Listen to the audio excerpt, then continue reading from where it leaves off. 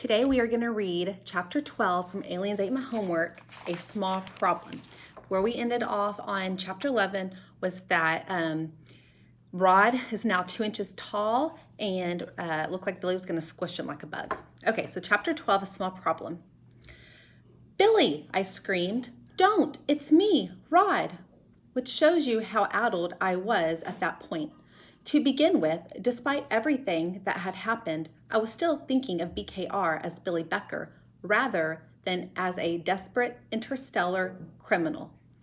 For an instant, I even thought he actually believed I was a bug. Then I realized it was just his sick sense of humor in operation. It's amazing how much can go through your head when you see death hurtling at you. Billy's hand was inches from my head, a microsecond from turning me into a grease spot on the rug, when he screamed and twisted sideways. The Furkel had struck again. "Durn you, Gracker," cried Billy. He was now lying on the floor, clutching his hand. I figured this wouldn't last. He would be on his feet soon. I wanted to be far away from him by the time he was. If you've ever tried to catch a mouse or a cockroach, you know that tiny things can move pretty fast. I proved it now by moving faster than I had thought possible.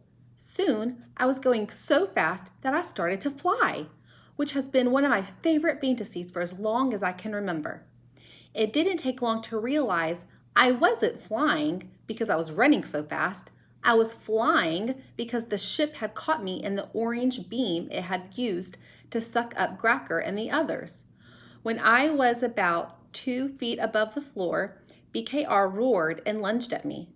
I tried to twist away, but the ray had me in his grip. I couldn't move. Fortunately, the ray was faster than Billy. He flashed underneath me as I was lifted into the ship. "Get us out of here, Phil," I heard Gracker command as the door slid shut beneath me. I felt the ship accelerate. Then suddenly, we came to a full stop. "He's got us!" cried Madame Pong. "Full reverse blasters!" ordered Gracker. "Aye, aye, Captain," said a voice that I recognized as belonging to the Pothead plant. A roar, a scream from BKR. The ship shot forward, and we hurtled through a window without breaking it, mostly because it had already been broken when the Furkel flew in. When we were free of BKR's house, Madame Pong came to stand beside me. I felt like she had gotten taller, even though I knew the opposite was true. The fact that the ship's furniture was the right size added to the illusion. After all, it was easier to believe that the furniture was full size than to believe that at that moment I could fit inside my mother's coffee cup. "Are you all right, Rod?" Madame Pong asked, a worried look creasing her yellow face. "I'm not sure." "He's probably in shock," said Tar Gibbons. The four-legged alien walked over, put an orangish hand on my forehead, and stared at me with goggly eyes. My first thought was that this was no way to make me feel better. Then oddly, I did start to feel better. "Are you casting a spell on me?" I cried, flinching away from its hand. "Don't be silly. I'm simply easing some of your tension." "How?" Madame Pong shook her head. "Don't ask. It's even more complicated than trying to explain how gender works on Tar Gibbons' planet."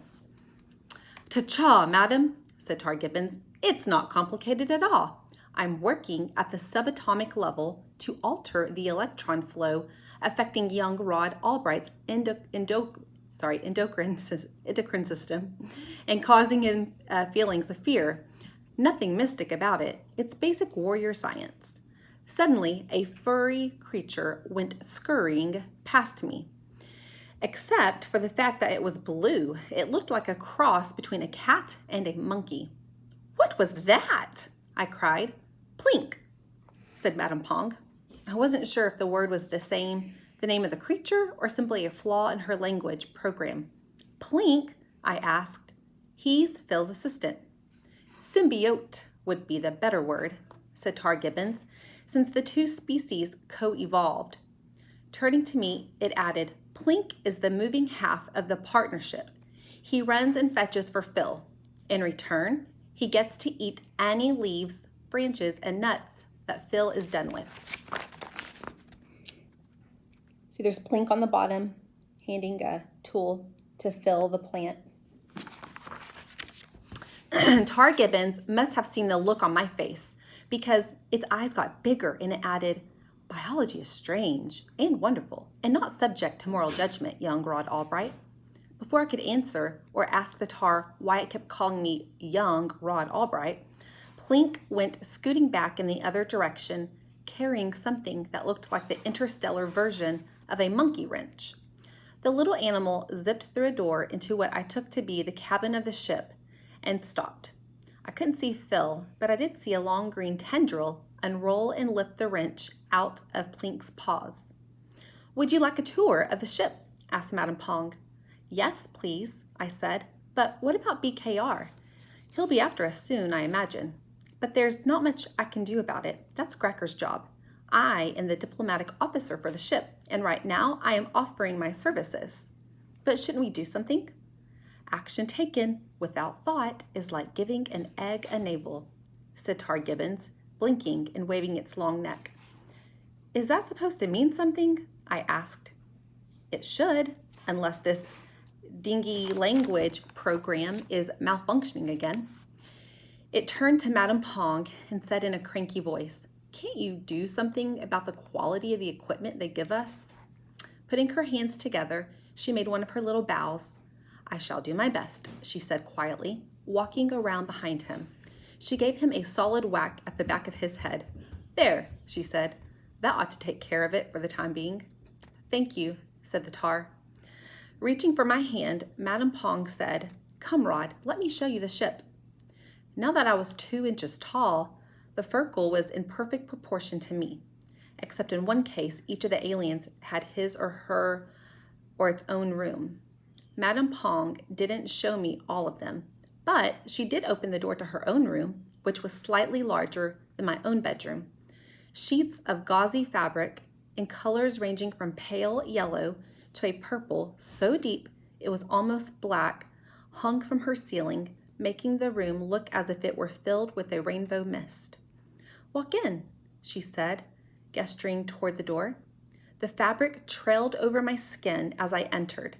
It tingled and tickled as if it had the tiniest electric current running through it. "This feels weird," I cried. She smiled, made one of her tiny bows, and said simply, "I am happy in this room." Next, she showed me Phil's room, which, not surprisingly, was something like a jungle. "Phil is on a quest for his roots," said Madame Pong in a hushed voice. "This is a holy endeavor, and we are privileged to have him with us. When he is not working, he often comes here to be alone and to turn over a new leaf." I started to laugh, then realized that I had no idea whether she was joking or serious. Since I was a guest, I didn't want to offend her. I didn't ask. I just put my hands together and made a tiny bow, which seemed to please her. Because of his vows, Phil considers his room to be open to all when he is not inside it himself. The room shared by Gracker and Snout is private. However, if Tar Gibbons has no objections, we can see his personal space.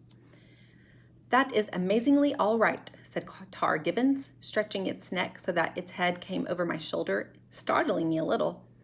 Tar Gibbons' room was actually a pond with a large rock in the center. A thick mist hovered in the room, and little squeaking sounds filled the air. "Lovely, isn't it?" asked Tar Gibbons, who stood next to me at the door. Before I could answer, a small winged thing flew past. Almost faster than I could see, a hand shot forward, grabbing the winged thing out of the air. Tar Gibbons popped the creature into its mouth. "I grow my own snacks," it said cheerfully, crunching as it spoke. "How ecological," I replied. Madame Pong was showing me the recreation room, which had wall-size viewing screens and shape-shifting furniture. When Gracker's voice filled the air, all crew members to the main deck at once. "That includes the Earthling. Deputy Emergency Alert. I repeat, Emergency Alert!" "Oh dear," said Madame Pong. "Come along, Rod." I followed the 2 aliens to an elevator, which was really just a tube. The 3 of us crowded in. The door closed. I heard a whoosh, and the next thing I knew, we were in the ship's control room. Cracker was sitting at a console filled with lights, buttons, balls, and levers, all of them marked with labels. At least I assume they were labels, written in a language that didn't look like anything else I had ever seen. Snout stood at his shoulder, eyes closed as if concentrating on the infinite. Across the room, Phil floated in front of a wall full of mechanical devices. The light from his main blossom was focused on a row of switches, and his leaves were waving in an agitated fashion as he used several tendrils to manipulate the controls. "What is it, Cracker?" asked Madame Pong as we entered the room. It was Snout who answered. His voice was solemn. "I have been running some calculations, and I have anticipated BKR's next move." "And it is?" prompted Tar Gibbons. "He will kidnap someone from Rod's family." "This is terrible," I cried. "We have to stop him." "It's worse than you can imagine," whispered Madame Pong. Glancing at her, I was horrified to see that she had actually turned white. "What do you mean it's worse than I can imagine? What could be worse than BKR kidnapping someone from my family?" Tar Gibbons' eyes had sunk back into its head. The pupils were like tiny points of blackness. "We haven't yet told you the nature of BKR's crime." Which brings us to chapter 13. Okay, there is a Google assignment with 3 questions that go along with this chapter. And if you just type in your answers and press submit, and then I'll see what you have to say. Thank you, guys.